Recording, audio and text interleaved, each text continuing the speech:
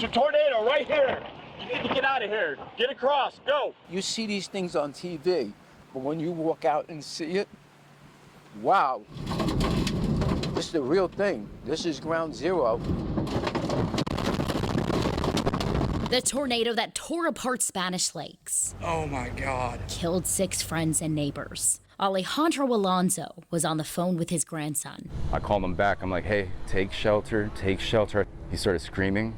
He screamed, oh my God. And then I heard a big explosion. Victor Lanero asked us not to show his face on camera. This is about him.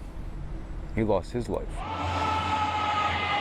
It's a tornado. Get out of here. Still, he and so many others share collective memories of what came next. And then I guess it hit, and he went in the house to her, and it lifted the house. It threw him on the ground. I saw him. He was gone. 8600 block of Lonesome Pine. Reports of multiple houses completely destroyed. I'd gotten to a mobile home that had been destroyed, and one was deceased, and that was confirmed. And they said, well, he had a girlfriend, there was somebody else with him. Deputy Matthew Gerdes' body-worn camera captured the frantic moments.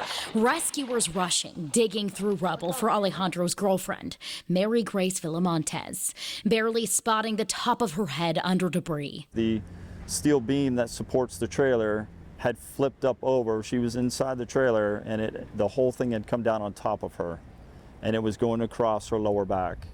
So there was no way that we were able to free her.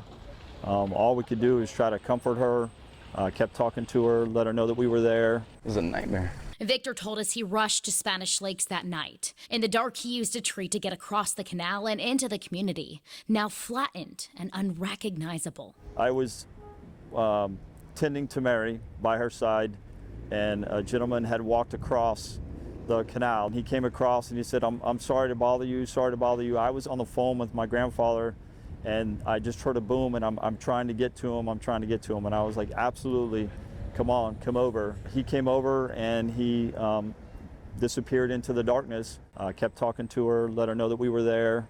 And a rescue personnel was on scene trying to get some heavy equipment in. They got to the scene too late. She had passed away. Shortly thereafter, when I went back to the cul-de-sac where all these trailers used to be, he was standing there. I started talking to him, and I said, did your grandfather have somebody with him tonight? And he said, yes. Her name was Mary. And I